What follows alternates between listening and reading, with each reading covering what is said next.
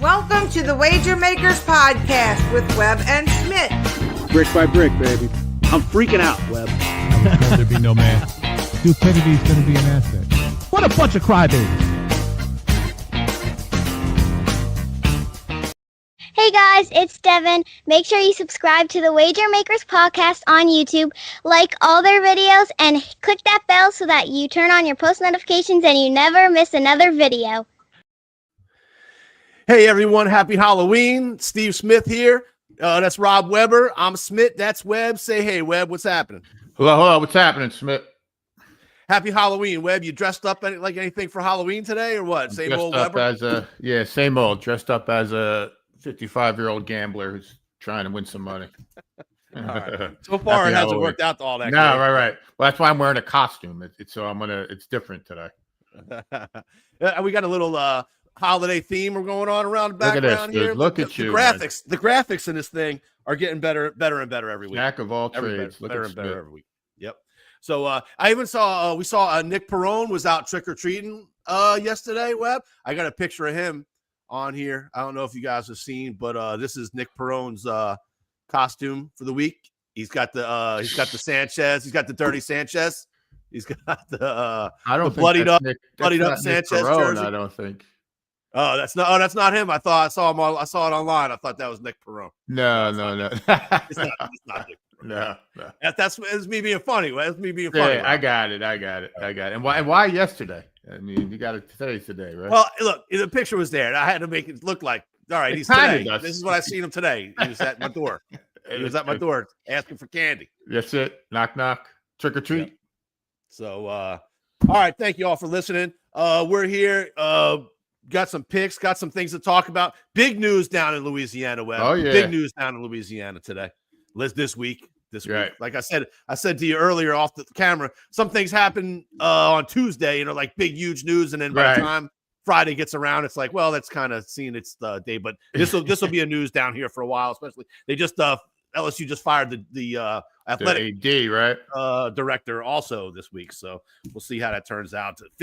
50 million large ones, Webb. Once upon a day, large meant 1,000. Now large means millions. I guess it won't be long till large means billions. But 50 plus large goes to Kelly. Congratulations on being a piece of shit and losing. You're better off. We talked to this. The SEC seems to be the leader in this, but every contract has some crazy buyout. I don't understand it. What's this? Why do you want to win? I mean, seriously. I think Jimbo Fisher's got like 95, and he's talking about getting back into coaching. Why? Well, and I saw your boy Coach O. I mean, I don't know. I think anyone has ever played it as well or as overtly as him. He's like, you're going to give me how much? Dude wants to come back. He'll coach 2 years. They'll go 0-22, and he'll get another $50 million for not doing anything. Yep.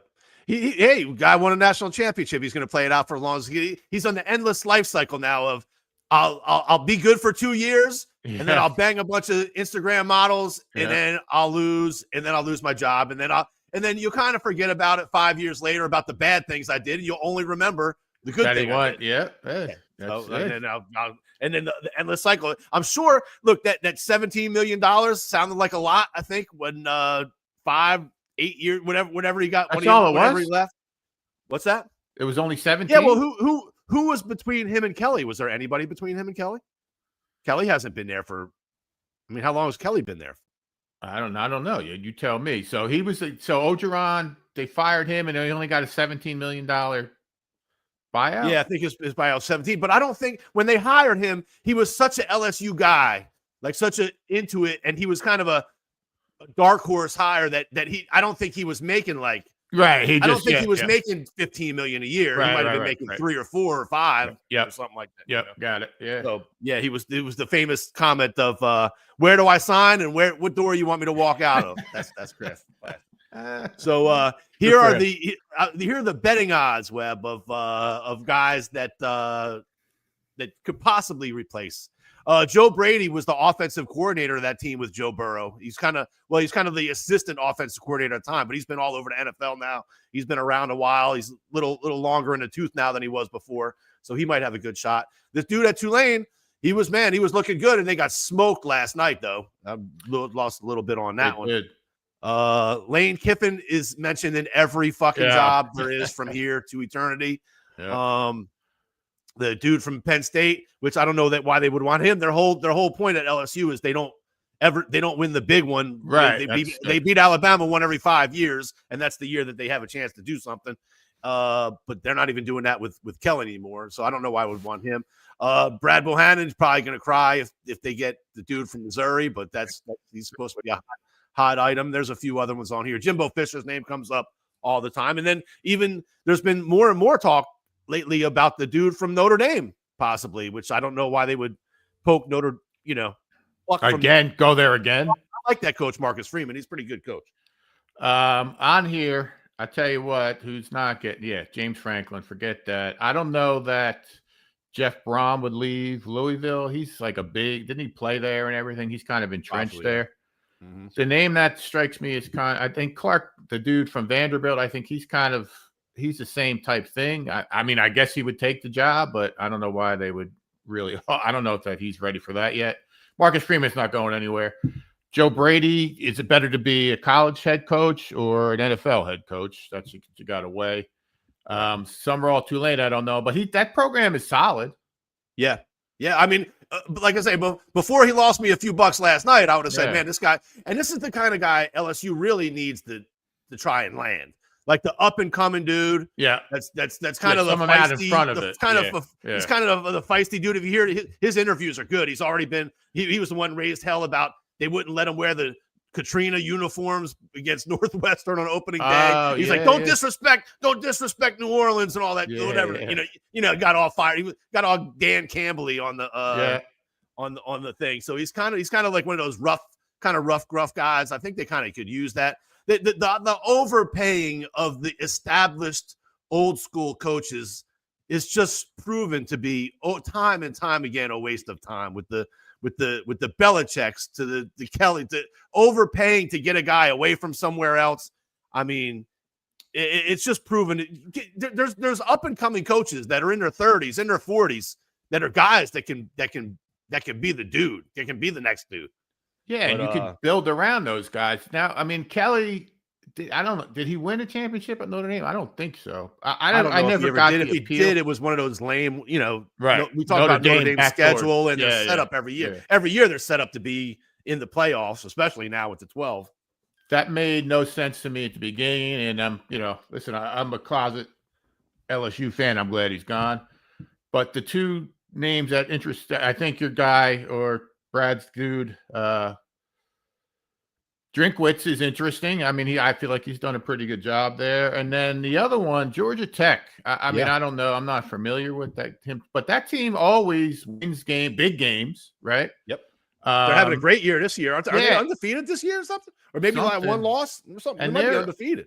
They seem to be always relevant, right? I mean, they're playing. They're in every year. You're saying, "Wow, Georgia Tech. They lost to Georgia Tech." Somebody, either Notre Dame or someone that they'll smack a Florida or whoever they get on on the schedule. So those two are the most interesting to me. They're 8-0. They're 8-0 this year, number 8 in the country right now. But even way before then, and I don't know, Key hasn't been there for that long, but Georgia Tech is always the team that if you're betting against them, you always know they're going to come to play. Yeah. That one of those dudes, they're not going to just lay down. They might get beat. Even when they ran triple option type offenses for way back forever then, almost. Yep. And they always, but they came to play. They came to play hard. So anyway, that's not a bad, and that would be a step up in class to go from Georgia Tech to LSU, obviously. The LSU fans, first of all, let's talk about the delusion of LSU. They think they're Alabama, LSU fans. They think they're Ohio State. Listen, LSU fans, you're not. No. You're not. You're up there. You're top 10 type quality. You're not top 2 or 3. So don't kid yourself. Don't kid yourself when you're doing that. And I think, they got, I don't know what happened with Newsmeyer or whatever, but that dude, he should have left school last year because that was part of it. That's part of their downfall. And I don't know what that has to do with Kelly or not, but so that was, So I don't know. Yeah, well, this again, you see the athletes on the field with LSU, they're just kind of undisciplined, not getting just don't get it done. Just don't get it done. I mean, I don't know what else to say. And you got to look at the top. But then again, man, in today's day and age, I know I don't want to sound like the old fuddy-duddy always on this show. Yeah. And we talk about it a lot. But and I've always been the guy, well, you know, it's about supply and demand, man. If there's the money out there to pay the guy, there's money out there to pay. If obviously they're getting the money from somewhere to pay this dude. And so, but man, 50 million, that could go a long way to doing something. These guys are state, and this was private money. I get it. Probably the dude from Raising Cane's probably paid the 50 million or something. Well, the dude that owns Lamar Advertising, he's like a huge donor. I'm sure he's got money attached to that too. Right. It's all private money. None of it came from the state, so we can't say taxpayer. But does it matter? The gross just waste of money that some people have? Yeah, right. Yeah, it's today they got people worried about losing their food stamps or whatever the fuck, and then you got guys $50 million to go home for doing shit. Yeah. Right. Oh, dude, what's happening? And Billboard money for pussy. sure. He's been a pussy. Let's be straight. He's been a big pussy since he fucking showed up on campus over there. They did that stupid thing with the pictures with the thing going around. Yeah, and he was dancing around the players. Like he didn't fit in. That was dude terrible. did not fit in. Louisiana needs a Louisiana somebody that can fit in. Or at least somebody Southern. You don't have to go all the way to Coach O. It doesn't have to be Bobby Boucher shit. Right. But you got to be a dude that can fit in.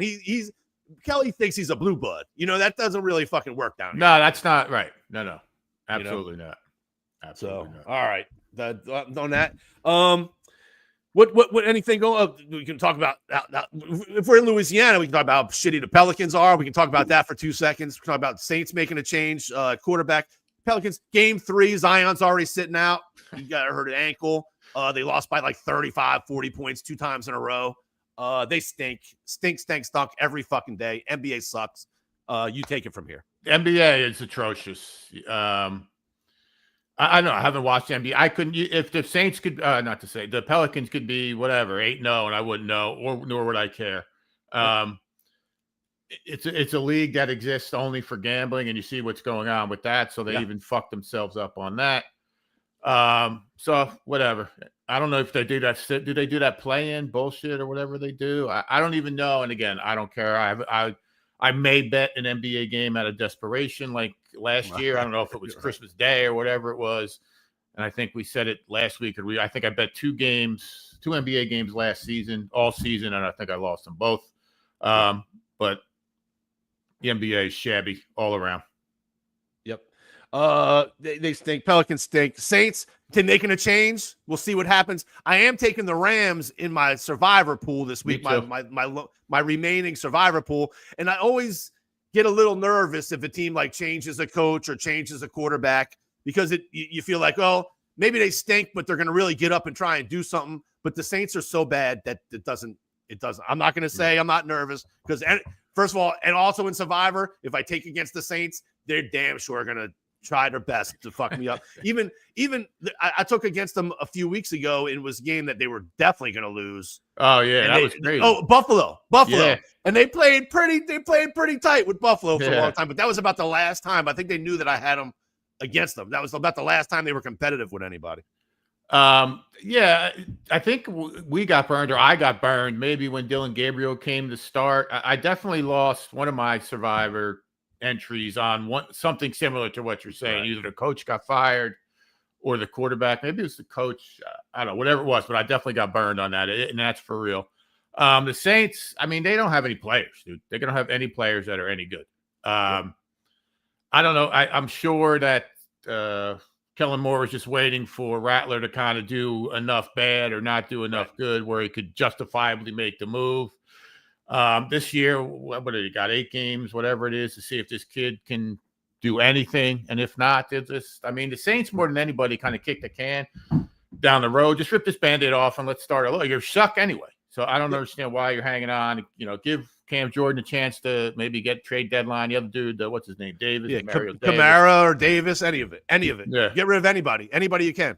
Yeah. They're not going to do it. They're not going to get rid of Cam Jordan. They're not going to get rid of Kamara because those guys are like Oh, we love New Orleans. And Yeah, shit. right, Well, right, yeah, well, fuck, man. You You want can to come get better, back, or you want to right. fucking not. Right. Yeah. Come back and hang out. This is fucking big Right, business. right. You know? But enough of the Saints before you get called New Orleans, where you get called a homer again. All right, I will talk about something. Webb. Sometimes we give the women in sports a bit of a hard time. We've talked about the WNBA when they're blasting for money. They deserve it, not deserve it. All this other stuff. We kind of give them a hard time. I got some kudos for a woman in sports today. Irsay's daughter, Yes, from the Indianapolis Colts. Yes. They are they got one loss. I believe so. Yes.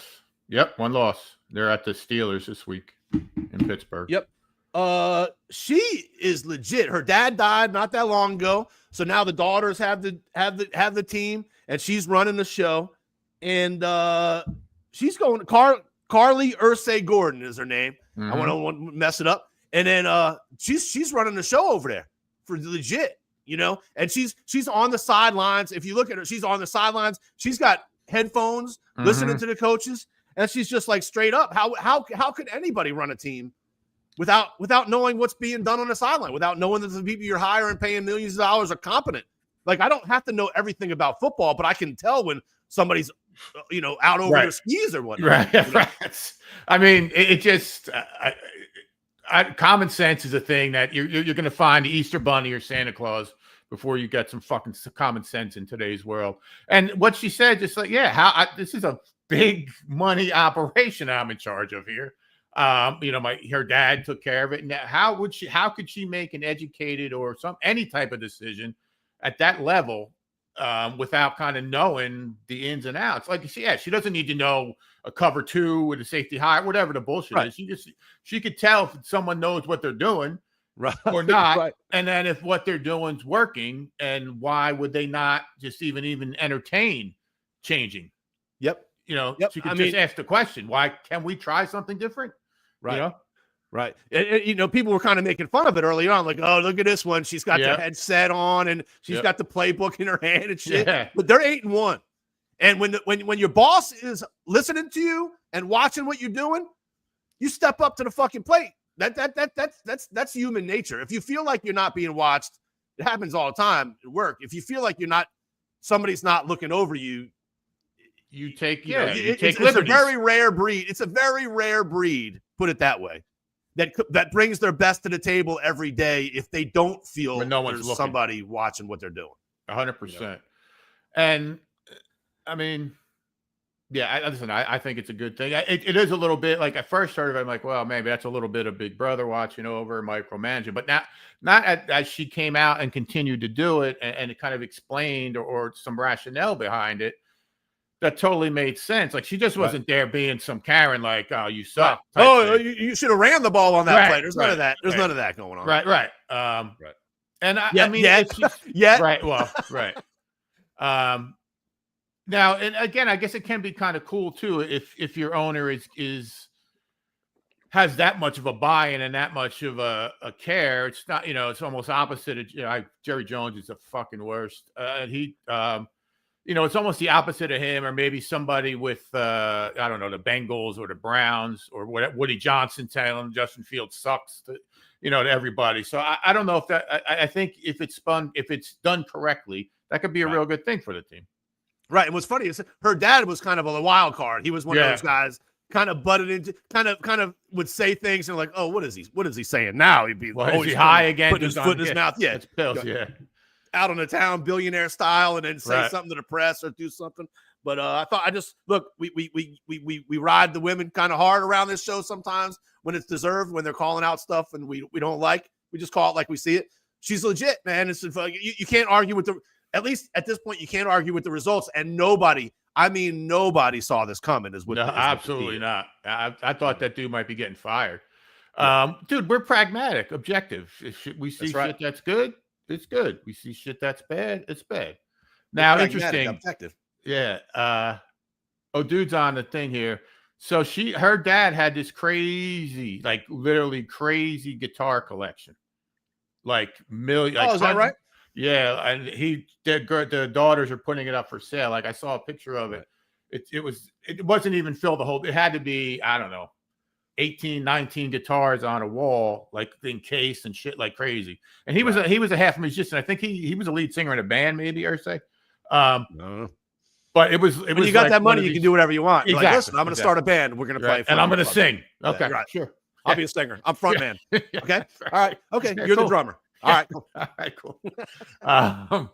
But it was, it's like, world famous, this guitar collection. So maybe a dude could, get a guitar from one of Jim Irsay's guitars. There you go. There you go, dude. Yo, billboard money, whatever it's saying.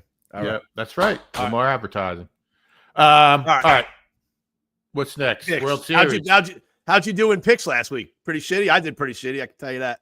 Yeah, I don't remember. That was last week. I had a decent. I mean, it wasn't a great week. It wasn't terrible. But let's talk about Ohtani. He did not do like he did the game before, but that's okay. Yeah, can't do that shit every fucking day. Really, I mean, the issue with these games is the Dodgers aren't scoring any runs. Right. Right. And it's making Blake Snell look pretty bad, but he's not pitched that against this offense. If you hold them to 3-4 runs, you got to hope your team gets 3 or 4 runs, and they're not doing it. Well, as an offense, if you're not scoring 4 runs, you're not doing your job at period to end. I mean, what's a quality start? I don't even know if that's still a term. Was it 3 runs after 7 or something like that? Oh, dude would know.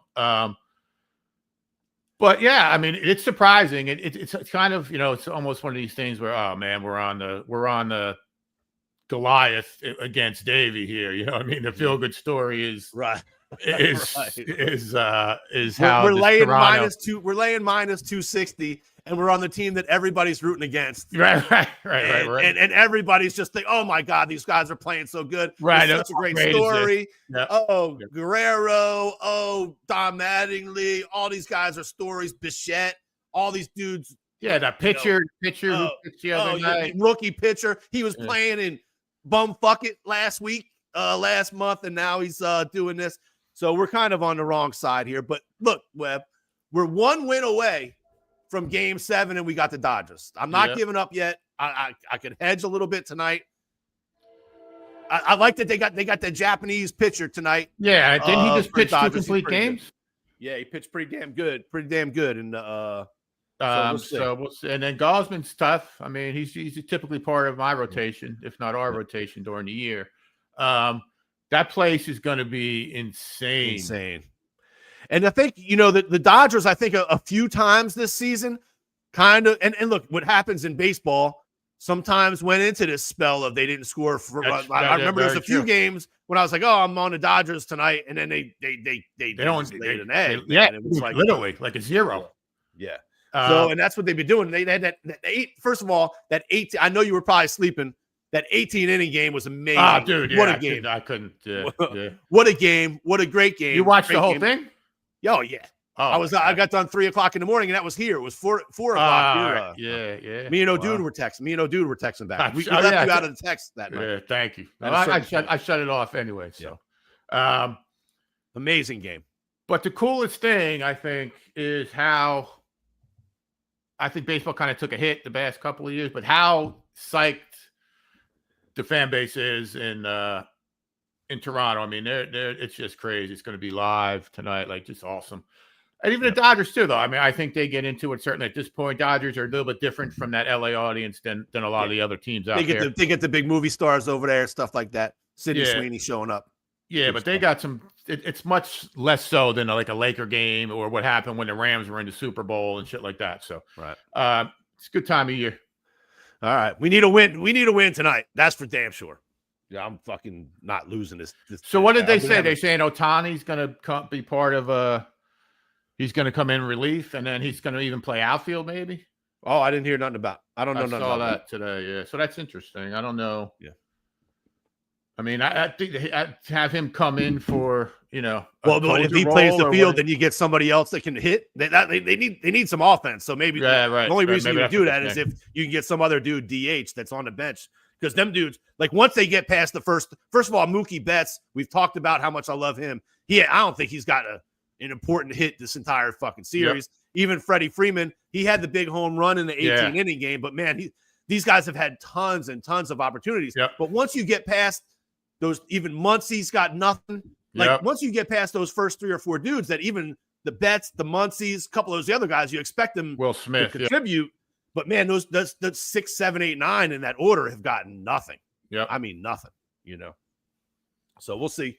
We'll see how it goes. And then like that extra inning game, they just kept walking. They would lead all they needed was a run. They would lead off and walk Ohtani, everything. Like we'll let anybody else hit against us except Ohtani. Why? I mean, I've been preaching this shit about Aaron Judge for 3 years now. Like, why not? Like, one swing easily, he could miss hit a ball over the left field fence. Forget about the line drive that's 10 feet off the ground. It gets out in 0.2 seconds to right field, or or a moonshot that he hits. I mean, it just makes total sense. There's one guy in the fucking lineup. One guy. Yep. I mean, crazy. Yeah. So, but ordinarily, you'd have Mookie Betts. Even the catcher's a good hitter, but I think after that 18, you have him catch 18 innings. That takes a little bit out of your legs. Next day, you're a little rough. Yeah. I wouldn't be able to walk today. It was pretty good. So, anyway, I hope they're coming. Yeah. So we'll see what happens tonight. The odds for tonight are a little more even, and we've had the over a bunch. The over has been close, but they not quite get. Well, the Dodgers haven't helped. The Dodgers haven't helped. If the Dodgers put a couple on the board, the overs would be easy. And I don't know that it's going to happen again. So I think I'm going to ride with my series bet tonight. We'll see what happens. But we do like a couple college games tonight. I know your favorite team is playing tonight, Webb. Oh yeah, love them. They I stayed away from them last week, and I got bit because they lost a week before. Yeah. I'm heavy on Memphis tonight. All right. So let's hit the college picks. Webb, what you got? Webb's winners, Memphis minus 13.5 first race tonight. Entertainment bet wager on Syracuse at home minus 2.5 against Belichick. Tomorrow, another one of my go againsters. I'm taking Houston. I've seen a bet every week against West Virginia. Typical Notre Dame bet. It went down to 28.5 at BC. I think BC's like 1-7. And this is the kind of game where like Notre Dame's going to lay a 50 number on it and be like, oh man, this guy, the offense, they finally get it. And then Ole Miss minus 12.5. I believe I'm not sure it's at home and away against South Carolina. Let me check it. Yeah, that's at home. Yeah, well, good. That makes more sense. And the Tennessee is 2.5. I have the wrong graphic up here, just so you know. Yeah. This fucking chat GPT is pissing me off. Yeah. Oh, yeah. I don't have no Tennessee, so. Oh, you don't have Tennessee? No. What other games? I missed Houston. Memphis, Syracuse tonight. Houston, just 3 tomorrow. Houston, Notre Dame, and Ole Miss.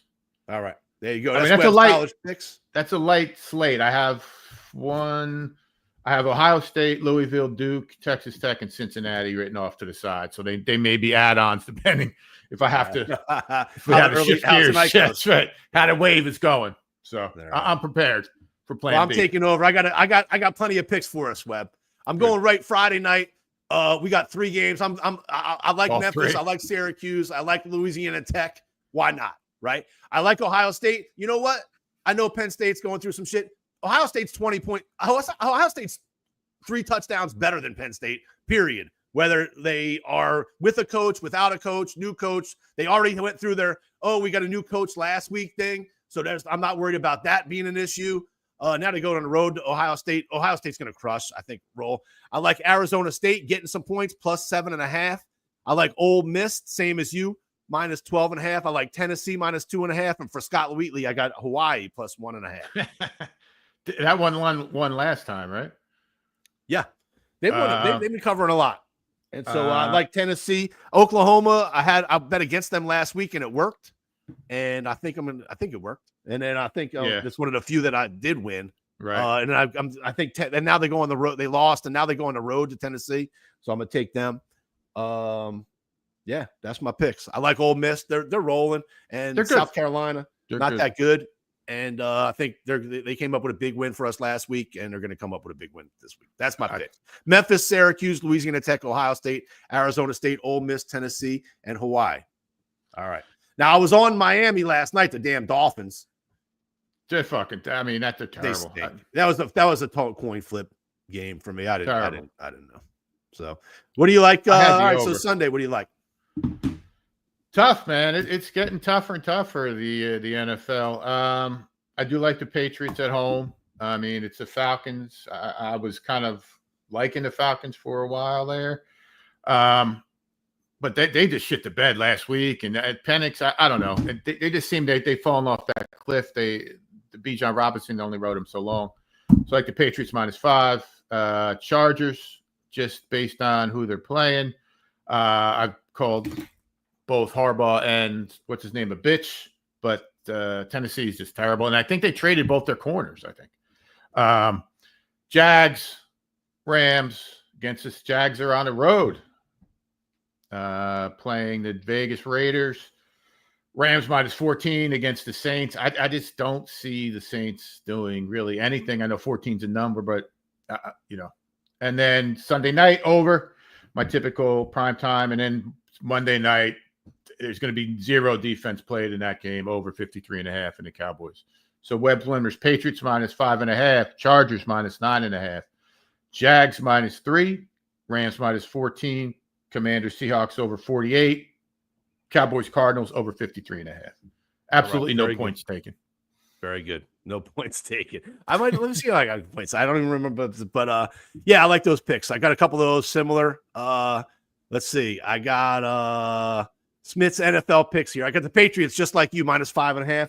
Same. Penix hasn't impressed me that much. They're even worse with Cousins, but Penix hasn't impressed me that much.